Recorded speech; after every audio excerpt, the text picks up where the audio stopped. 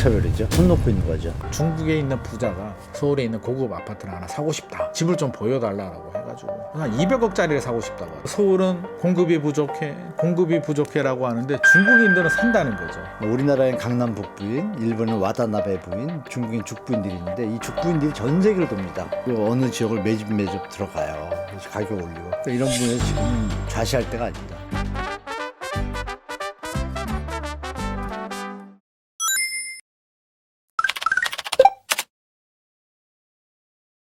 제가 작년에 한 번 또 경험을 했죠. 중국에 있는 부자가 서울에 있는 고급 아파트를 하나 사고 싶다. 집을 좀 보여달라고 해가지고 아 이게 웬 떡인가. 수수료가 크잖아요. 한 200억짜리를 사고 싶다고 하더라고요. 네. 그래서 와 나는 200억짜리 집을 본 적이 없는데 이 기회에 구경이라도 한번 하자라고 했는데 실제로 이제 알아보니까 보는 게 굉장히 어렵습니다. 사는 과정이 굉장히 험난하더라고요. 이게 쉽게 사는 게 아닙니다.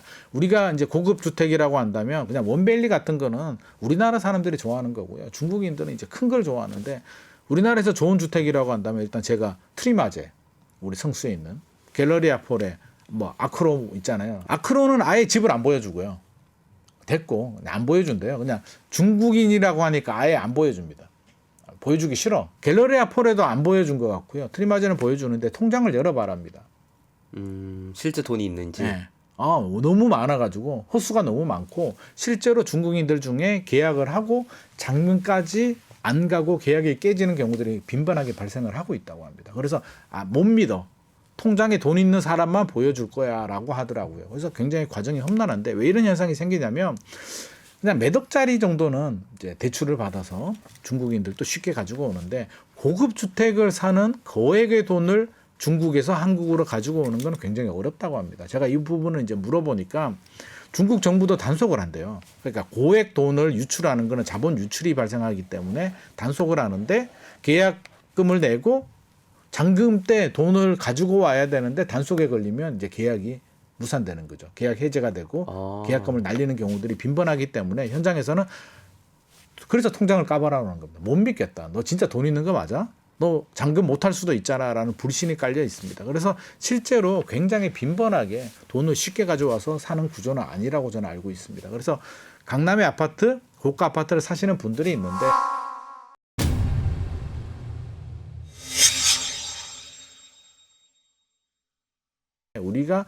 우리나라 분들이 우리 주택 시장을 교란할 정도로 저는 그 정도라고 생각하지는 않고요.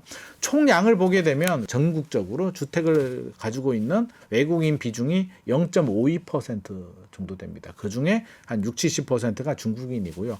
토지로 따지면 0.27% 정도 되거든요. 그러니까 이게 진짜 시장을 교란할 정도냐라고 봤을 때 사실 시장 교란이라기보다는 이게 수급 관리에 실패한 저는 국가 책임이라고 보여지고요. 제가 중국 사람이라고 가정할게요. 네. 제 1번 투자지가 어딜까요? 한국일까요? 캐나다일까요? 캐나다죠. 전쟁 위험이 없으니까. 네. 그 중국은 공산국가다 보니까 언제 정권이 막 불안할 수도 있으니까 그럼 부자들은 어디로 갈까요? 그래서 캐나다를 찍은 거예요. 그래서 뭐 우리나라엔 강남 북부인, 일본은 와다나베 부인, 중국인 죽부인들이 있는데 이 죽부인들이 전 세계를 돕니다. 도는데 캐나다, 토론토 딱 꼽힌 거예요. 그러면 그 카르텔을 이용해가지고 공격 앞으로 한 거죠. 매점 매석이라고 하죠. 실제로 했습니다. 그게 이제 심각한 게 한 2, 3년 지나서 캐나다 정부가 화들짝 놀래가지고 갑자기 집값이 3.6배 떴거든요. 1, 2년 사이에. 근데 중국 이분들이 그걸 알거든요. 매점 매석해서 집 싹 매집한 다음에 내놓는 가격을 높이면 올라가잖아요. 네. 그리고 그 지역에 주민들, 시민들이 살 수 있는 부담 가능한 가격이 다 계산해 보겠죠. 네. 그냥 올려버리는 거예요. 끌려오죠. 그게 이제 심각하다 보니까 결론은 어떻게 했어요? 집 못 사게 딱 막아버렸잖아요. 그게 이제 올해까지였는데 이거 2년 연장했습니다. 왜? 또 풀어주면 또 달라질까봐. 네. 그래서 2027년까지 외국인은 아예 특히 중국인은 100% 금지입니다.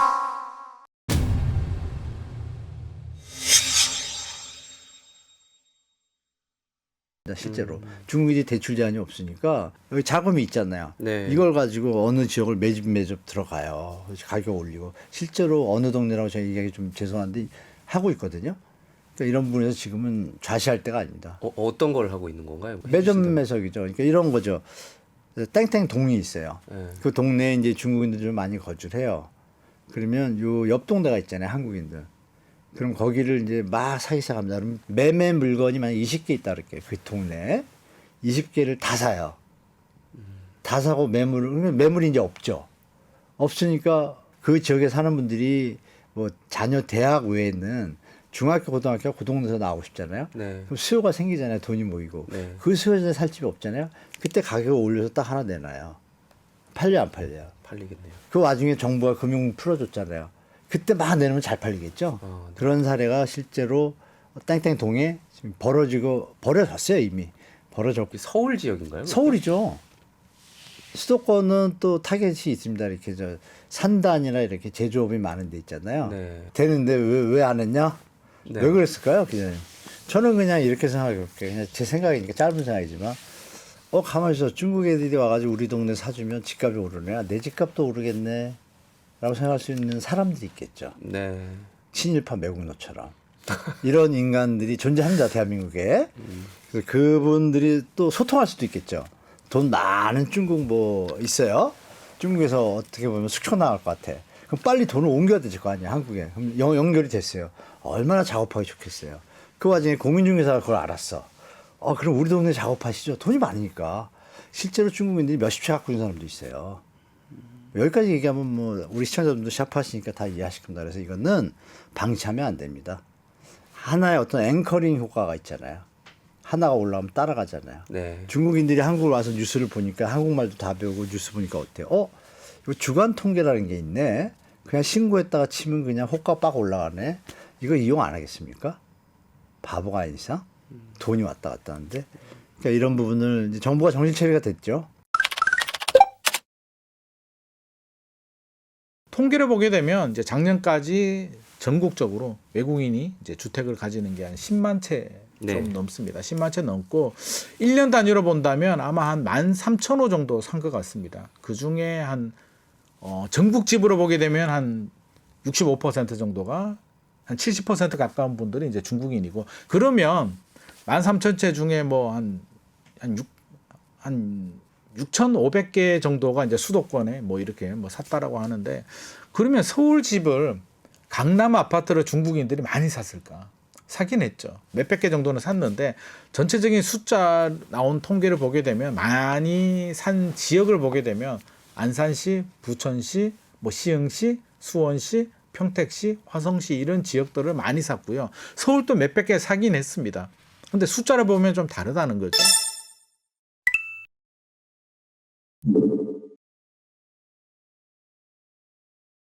최근에 제가 많이 느끼는 게 이제 부천시에 가면 지하철이 7호선이 있고 1호선이 있습니다.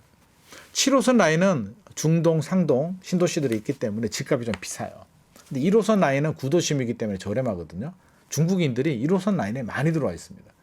거의 그 부동산 사장님 얘기 들어봐도 날이 갈수록 늘어난다고 합니다. 왜? 1호선을 타고 이제 직장을 다니는 거죠. 상대적으로 저렴한 곳에 집을 사서 지하철을 타고 인천으로도 가고 뭐 구로, 가산 디지털 단지로도 가고 이렇게 뭐 구로로도 가고 이렇게 이동을 하기 때문에 이런 분들이 실제로 좀 많이 사고 있는 부분도 있는 거고요. 국내인하고 똑같이 뭐 2년 거주 보유 이런 거 있잖아요. 이걸 다 같이 해야 되는데 이게 없어요. 역 혜택을 보고 있는 거죠. 그러니까 분명히 막아야 되고 대출분도 마찬가지예요. 국가 차원에서 금융위원회에서 제재를 둬야죠. 근데 우리는 중국 거보 땅 못 사잖아요. 못 사죠. 70년 임차잖아요. 그럼 그거 던지면 되죠. 우리 임차하면 되죠. 임차. 그럼 중국인 산다 그러면 그걸 국가가 사서 그 돈을 국가에 뭐 이런 시스템 만들 수 있잖아요. 우리나라에 돈을 내요.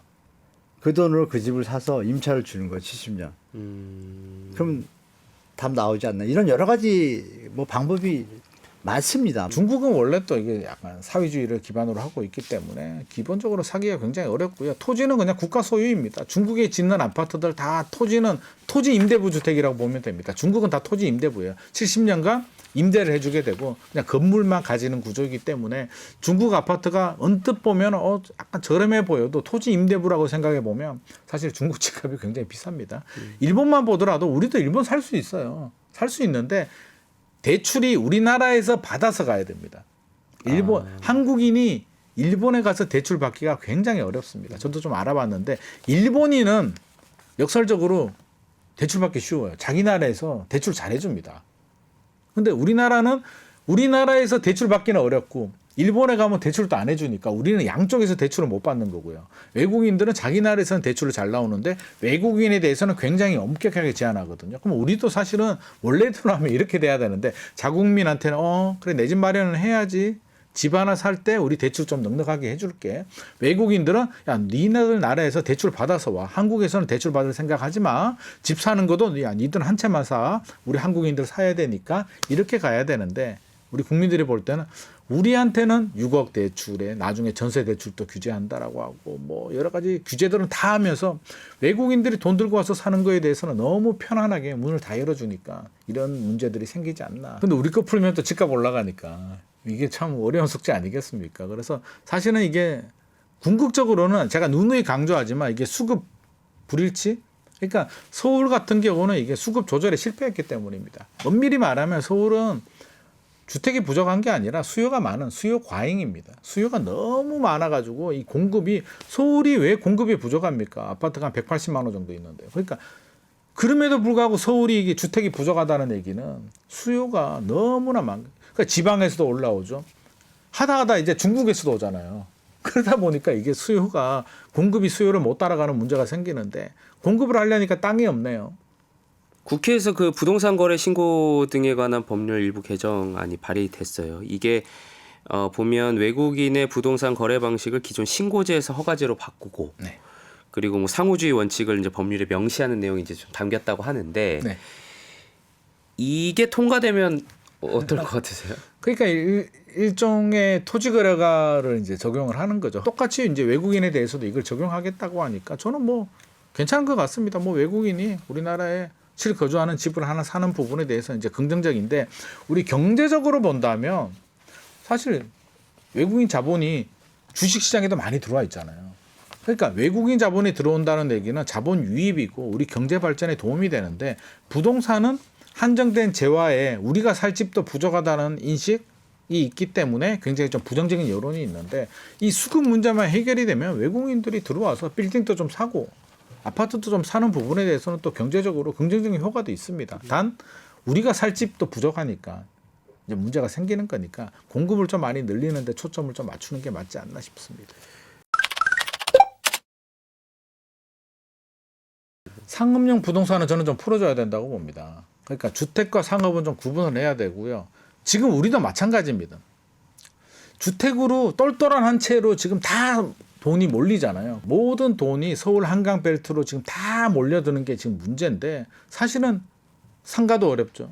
지식산업센터도 어렵죠. 꼬마 빌딩도 어렵죠. 지방 토지 시장은 더 어렵죠. 지방 미분양은 너무 많죠. 그러면 이 돈이 좀 분산될 수 있도록 상가나 지방 미분양이나 다른 부분에 대해서 투자를 하는 부분에 대해서는 저는 문을 좀 개방을 해야 되지 않나라는 생각을 좀 가지고 있고요. 외국인들한테도 우리 아파트는 사지 마. 대신 우리 다른 거 좀 사줘. 명동에 건물도 좀 사봐. 지방도 우리 괜찮아. 라고 좀 한다면 저는 상당히 많이 도움이 되지 않을까. 그럼 이 문제를 어떻게 해결해야 될까라고 생각해 본다면 역시나 다시 또 돌아가게 되면 분산 수요 조절을 해야 되고 그렇게 바라본다면 중국인들이 많이 사는 거 적어도 주택을 많이 사는 부분에 대해서는 저는 좀 제한을 가는 게 맞다고 생각합니다. 실거주 하시는 분들만 사도록 해야 되고요. 대신 요즘 명동도 외국인들이 많이 들어오기도 하고 네. 무비자로 풀렸잖아요. 네. 그래서 이제 뭐 외국인들이 사실은 우리나라 상업용 건물을 사는 경우들도 있고 통으로 임대해가지고 이제 사업을 하는 분들도 있는데 안 그래도 우리 요즘 내수 경기 침체, 상가 시장, 건물 시장이 힘들거든요. 그래서 이런 쪽으로 저는 외국인들의 돈을 좀 유입을 좀 시켜주는 게 그러니까 이런 주택보다 상가나 건물이나 다른 거 좀 살래라고 해서 좀 길을 좀 돌리는 것도 좋은 방법이 아닐까 생각을 하고 있습니다. 통임대. 그거는 뭐 가능하죠. 우리나라 사람도 베트남 가서 통으로 해가지고 거기다 한국인들 오면 관광객들 네. 거기서 좀 서라운딩 하면 한 바퀴 돌면 매출이 오르잖아요. 여행학과 사장님들이 돈 모아서 할 수도 있잖아요. 자본주의 사니까. 그래서 그걸 뭐 저는 크게 생각하고 있지 않습니다. 임대니까. 그 외국인 분들이 이제 상업용 부동산을 이제 구매하고 뭐 이런 부분에 대해서는 좀 어떻게? 구매는 별로 없습니다. 상가는 주로 임대, 통임대가 많고요. 상가 구매 외국인은 거의 없다고 저는 보고 있고 지금 이제 수익률이 떨어지다 보니까 예전에는 뭐 아시잖아요. 뭐 골만삭스부터 우리나라에 다 있었잖아요. 네. 지금 다 이사하고 JP 모건하고 한두 개밖에 안 남았어요. 그래. 어떤 사업성이나 수익성이 약하다고 보는 거죠. 그러니까 지분 투자로만 움직이는 거고 그런 부분은 움직이고 있지만 크게 지장될 정도는 아니라고 봅니다.